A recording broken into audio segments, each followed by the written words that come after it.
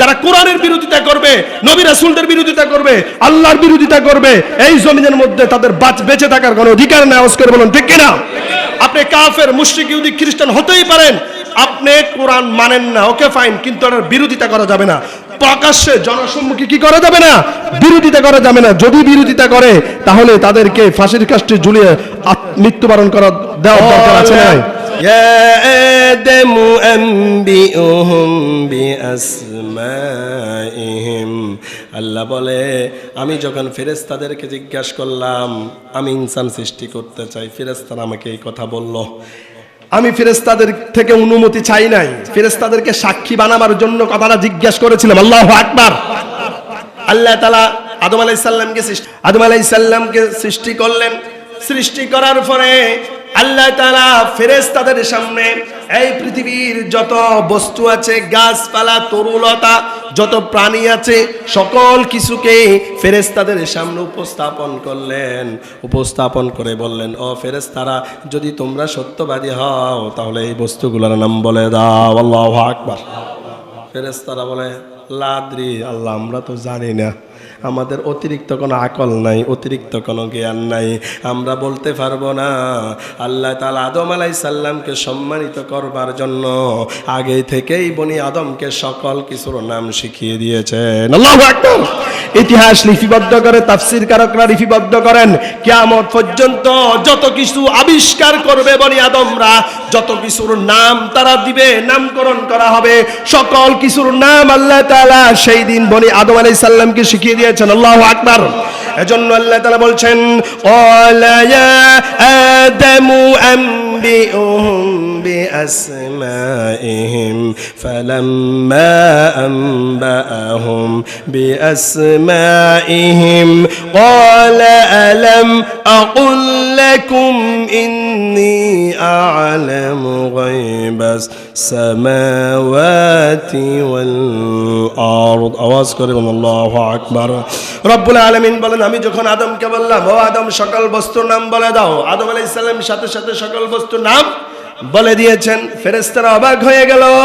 আল্লাহ তাআলা বললেন, ও আদম, এখানে যত ফেরেশতা আছে সকল ফেরেশতার নামগুলো বলে দাও, কার কোন দায়িত্বটা পর্যন্ত তুমি বলে দাও। আদম আলাইহিস সালাম যখন সব কিছু বলে দিলেন, ফেরেশতারা আশ্চর্য হয়ে গেল, অবাক হয়ে গেল। আল্লাহ তাআলার সাথে সাথে বললেন, ও ফেরেশতারা, আমি না তোমাদেরকে বললাম ইন্নী আ'লামু মা লা তা'লামুন, আমি আল্লাহ যা জানি তোমরা তা জানো। কথা বলে না, তোমরা তা জানো না। এই কথা শুনে ফেরেশতাদেরকে আল্লাহ তাআলা বললেন, ওয়া ইয কুলনা লিল মালাইকাতি ইসজুদু লিআদামা ফাসাজাদু। ও ফেরেশতারা, তোমরা আমার আদমকে সিজদা দাও। আল্লাহু আকবার। ফেরেশতাদেরকে আল্লাহ তাআলা বলতে দেরি হয়েছে। সকল ফেরেশতারা কি করেছেন? সকল ফেরেশতারা সিজদা দিয়েছেন। ফাসাজাদাল মালায়েকাতু কুল্লুহুম আজমাউন, প্রত্যেকটা ফেরেশতাই কি দিয়েছেন? আদম আলাইহিস সালামকে সিজদা দিয়েছেন। আদম আলাইহিস সালামকে সিজদা দিলেন, ইল্লা ইবলিস, একমাত্র কেবলমাত্র ইবলিস আদম আলাইহিস সালামকে সিজদা দিল না। ইবলিস যখন আদমকে সিজদা দিল না, আল্লাহ বললেন, আবা ওয়াস্তাকবারা ওয়া কানা মিনাল কাফিরিন। ও ইবলিস, কেন তুই আমার আদমকে সিজদা দিলি না? আমার কথাটাকে কেন অমান্য করলি? আমার আদেশ কেন শুনলি না? এই কথা যখন বলল, তখন ইবলিস বলেন, আদমকে আপনি মাটি থেকে সৃষ্টি করেছেন, মাটি থেকে তৈরি করেছেন, আমাকে আগুন দিয়ে সৃষ্টি করেছেন। কি দিয়ে? আগুন দিয়ে। আগুনের মুখ হচ্ছে উপরের দিকে উঠবে, আগুন নিচের দিকে যাবে না। তার মানে অহংকার ঢুকে গিয়েছে। কি ঢুকে গিয়েছে? অহংকার ঢুকে গিয়েছে। আমি আদমকে সিজদা করতে পারবো না। আল্লাহ বললেন, তুই আমার হুকুমকে অমান্য করার কারণে, আমার আদেশটাকে অমান্য করার কারণে ওয়া কানা মিনাল কাফিরিন, তুই কাফেরদের অন্তর্ভুক্ত হয়ে গেলি। তোর যত ইবাদত বন্দেগী আছে সকল কিছু আমি আল্লাহ ধ্বংস করে দিলাম। নাউজুবিল্লাহ। কারণ ইবলিসের সাত আসমান সাত জমিন এমন কোন জায়গা নাই যে জায়গায় সে আল্লাহকে সিজদা দেয় নাই। আল্লাহু আকবার। কিন্তু তার ভিতর অহংকার, রিয়া, তাকাব্বুরি আর গাদ্দারি ঢুকার কারণে আল্লাহ তাআলা তাকে ইবলিসে কাফেরে পরিণত করেছেন। আওয়াজ করে বলুন ঠিক কিনা? ফেরা হাজিরিন, এখানে আদমকে সিজদা করার মানি যে সকল ফেরেশতারা আদমকে সেজদা করেছে, বিষয় এটা না। এখানে আদমকে সেজদা করার জন্য, সেজদা করার মানে হচ্ছে আল্লাহ তাআলা ফেরেশতাদেরকে দিয়ে, সকল ফেরেশতাদেরকে দিয়ে আদমকে সেজদা করার মানে হলো আল্লাহ আদমের সম্মানটা বাড়িয়ে দিলেন। আল্লাহু আকবার। আদমের সম্মান বাড়িয়ে দিলেন। আর আল্লাহ চান আমার ফেরেশতারা আমার আদেশ শোনে কি শোনে না, কথা বলেন ঠিক কি না? কিন্তু আমরা তো আল্লাহর আদেশ তো শুনি না। যে মা আর বাবা অনেক কষ্ট করে ছোট থেকে মানুষ করেছে, সেই মা বাবার বিরুদ্ধেও আমরা চলে যাই। এমন ডাকাত আছে না নাই? কথা বলেন আছে না নাই? ফের হাজিরিন, তোমার এই শক্তি, তোমার এই ক্ষমতা কিছুই থাকবে না, একদিন ধূলিসাৎ হয়ে যাবে। কি হয়ে যাবে? একদিন ধূলিসাৎ হয়ে যাবে। ফের হাজিরিন, এজন্য অহংকারী করা যাবে না, গাদ্দারি করা যাবে না। তাহলে বনি আদমদেরকে সম্মান দিলেন কে? কথা বলেন, বনি আদমকে সম্মান দিলেন কে? এখন বলেন তো, মানুষ কি মানুষ হিসেবে সৃষ্টি হয়েছে না বানর থেকে মানুষ হয়েছে? কথা বলে না, বানরের কথা আসেনি তো। নাস্তিক আর বুদ্ধিজীবীরা যদি বলে বিশ্বাস করবেন? হ্যাঁ, আমরা তো বিশ্বাস করি। দাড়ি নাই, নামাজ নাই, রোজা নাই, টুপি নাই, আউল ফাউল কথা একটা বলে আর আমরা এটার উপরে আমল করি। জোরে বলি নাউজুবিল্লাহ। এজন্য কোরআন হাদিস জানতে হবে। কি জানতে হবে? কোরআন হাদিস জানতে হবে। তার মানে বনি আদমদেরকে সম্মান দিয়েছেন কে? তুমি মাটির আদমকে প্রথম সৃষ্টি করিয়া ঘোষণা করিয়া দিলে শ্রেষ্ঠ বনিয়া, তাই নূরের ফেরেশতা করে আদমকে সেজদা, তাই নূরের ফেরেশতা করে আদমকে সেজদা। তুমি সবার উপর দিলে মাটির মানুষকে সম্মান। আল্লাহু আল্লাহু, পারেন না? বলেন না, আল্লাহু আল্লাহু তুমি জাল্লে জালালু, শেষ করা তো যায় না গে তোমার গুণগান। আল্লাহু আল্লাহু, আওয়াজ করে বলেন আল্লাহু আকবার। প্যারা হাজিরিন, এজন্য আপনাকে আমাকে আল্লাহ তাআলা শ্রেষ্ঠত্ব দিয়ে সৃষ্টি করেছেন, মর্যাদা দিয়ে সৃষ্টি করেছেন। সেই মর্যাদা ধরে রাখার দরকার আছে না নাই? কথা বলেন আছে না নাই? একজন ব্যক্তিকে মহল্লার এলাকার সবাই মিলে সম্মান দিয়েছেন, সর্দার বানিয়ে দিলেন সবাই মিলে। কিন্তু এই সর্দার যদি গভীর রজনীতে অন্ধকারে দুর্নীতি করে, চাঁদাবাজি করে, টেন্ডারবাজি করে, আর জনগণ এলাকাবাসী যদি জানতে পারে, তাকে কি মাথার উপর রাখবে না পায়ের নিচে নিবে? কথা বলে না। এজন্য আপনার সম্মান আপনাকে টিকে রাখতে হবে। আপনার সম্মান যদি আপনি ধরে রাখতে না পারেন, আপনাকে যদি আপনি সম্মান করতে না পারেন, অন্যরা আপনাকে সম্মান করবে না। এজন্য সীমালঙ্ঘন করা যাবে না, গাদ্দারি করা যাবে না। আওয়াজ করে বলুন ঠিক কি না? বাংলাদেশের মধ্যে ছিলাম যখন স্বৈরাচারীর সময় তাদেরকে দেখা যায় নাই, তারা আত্মগোপনে ছিলেন। কোথায় ছিলেন? আত্মগোপনে ছিলেন। যখন দেশটা আবার দ্বিতীয়বার স্বাধীন হয়েছে, এখন আবার তারাই স্বৈরাচারীর মতো টেন্ডারবাজি আর চাঁদাবাজি করে। জোরে বলুন ঠিক কি না? আছে না নাই? কথা বলেন আছে না নাই? তাহলে 17 বছর তাদের থেকে আপনি কি শিখলেন? এটাই শিখলেন? কথা বলে না। এখন বলি, আল্লাহ না করুক, যারা এই জন্য জঘন্যতম কাজ করতেছে, যদি ইসলামিক কোনো দল, ইসলামিক কোনো আইন যদি বাংলাদেশে আসে, আমার মনে হয় আবার তারা আত্মগোপনে চলে যাবে। জোরে বলুন ঠিক কি না? কথা বলেন ঠিক কি না? আরে বলে সাদাবাজি না করে ভিক্ষা করে খা। আওয়াজ করবেন ঠিক কি না? ভিক্ষা করলে আরো মানুষে বেশি দিবে। কথা বলেন। শ্রেষ্ঠত্বই আল্লাহ তাআলা সৃষ্টি করেছে, সে সম্মান যদি তুমি ধরে রাখতে না পারো, আমি যদি ধরে রাখতে না পারি, তাহলে মানুষকে আমাকে সম্মান দিবে? এজন্য আমার সম্মান আমাকে ধরে রাখতে হবে। ফেরা হাজিরিন, যেটা বলছিলাম, আল্লাহ তাআলা বনি আদমদেরকে শ্রেষ্ঠত্ব দিয়ে সৃষ্টি করেছেন। পৃথিবীর শুরু লগ্ন থেকেই আল্লাহ তাআলা যখন সর্বপ্রথম আদম আলাইহিস সালামকে সৃষ্টি করলেন, আদমকে সৃষ্টি করলেন, করার পরে একা একা জান্নাতে আদমের কাছে ভালো লাগে না। কি লাগে না? ভালো লাগে না। যাদের বয়স হয়ে গিয়েছে 30 বছর, বিয়ের বয়স হয়ে গিয়েছে, দেখবেন তারাও একা একা রুমের মধ্যে মন মরা অবস্থায়, ভালো লাগে না। পাশে যদি একটা স্ত্রী থাকতো, কতই না সময় ভালো যাইতো। জোরে বলুন ঠিক কিনা? কথা বলুন না ঠিক কিনা? এমন কষ্টের মধ্যে যুবক ভাইয়েরা আছে না নাই? কথা বলে আছে না নাই? বয়স 25-30 পার হয়ে গিয়েছে, বাবা এখনো বিয়ে বাবা এখনো বিয়ে করায় না। বাবা বলে তোমার ভয়ে দাঁড়াও। আর নিজের ভয়ে দাঁড়াতে গিয়ে এই ছেলে জিনার কাজে লিপ্ত হচ্ছে, গুনাহের কাজে লিপ্ত হচ্ছে। এই জিনার গুনাহ করার কারণে ছেলেও জাহান্নামী, বাবাও জাহান্নামী। জোরে বলুন ঠিক কিনা? মেয়েও জাহান্নামী, বাবাও জাহান্নামী, মাও জাহান্নামী। এজন্য উপযুক্ত সময়, উপযুক্ত বয়সে ছেলে আর মেয়েকে বিয়ে দেওয়া, বিয়ে করানোর দরকার আছে না নাই? কথা বলে আছে না নাই? ফেরা হাজিরিন, আদম আলাইহিস সালামকে আল্লাহ তাআলা জান্নাতের মধ্যে পাঠিয়ে দিলেন। আদমের ভালো লাগে না? কি লাগে না? ভালো লাগে না। গল্প করার মতো কেউ নাই, সময় কাটাবার মতো কেউ নাই। আল্লাহ তাআলা তার বান্দার মনের খবর বোঝেন কি বোঝেন না? আল্লাহ তার বান্দার মনের খবর বোঝে, কিন্তু বাবা তার ছেলের মনের খবর বোঝে না, ছেলের মনের দুঃখ বোঝে না। আছে না নাই? এজন্য আল্লাহ তাআলার সাথে সাথে কি করলেন? হাওয়া আলাইহিস সালামকে আদমের হাজর থেকে হাওয়া আলাইহিস সালামকে সৃষ্টি করলেন। রব্বুল আলামিন বলছেন, ইয়া আইয়ুহান নাসু ইত্তাকু রাব্বাকুমুল্লাযী খালাকাকুম মিন নাফসিন ওয়াহিদা ওয়া খালাকা মিনহা যাওজাহা। আওয়াজ করে বলুন আল্লাহু আকবার। রব্বুল আলামিন বলেন, ইয়া আইয়ুহান নাস, হে মানব জাতি, ইত্তাকুল্লাহ, আমি আল্লাহকে ভয় করো। আগে মানুষদেরকে ডেকেছেন, কাদেরকে? এখানে সকল মানুষকে ডেকে বললেন, হিন্দু, বৌদ্ধ, খ্রিস্টান, মুমিন, মুসলমান, কাফের সবাই আছে। মানুষ বলতে সবাই। যদি শুধু মুমিন বলতেন তাহলে মুমিন মানে মুসলমান যারা, তাদেরকে বোঝানো হইতো। কিন্তু আল্লাহ তাআলা নাস বলে ডেকেছেন। নাস মানে কি? নাস মানে মানুষ। নাস মানে কি? কিন্তু এই যে কিছুদিন আগে আউল ফাউলেরা বলেছে কুলাউজুরাব্বিন নাস, এখানে নাকি নাচতে বলেছে। জোরে বলুন নাউজুবিল্লাহ। হেতো তো এটাই বুঝে না। বলে কুলাউজুরাব্বিন নাস, মালিকিন নাস, আল্লাহ নাকি এখানে নাচতে বলছে। জোরে বলি নাউজুবিল্লাহ। নাউজুবিল্লাহ বলবেন না? ওলামায়ে কেরামদেরকে বিগত বছরগুলোতে হ্যান্ডকাপ পরে পরে হাজতের মধ্যে নিয়ে গিয়েছে, আদালতে নিয়ে গিয়েছে।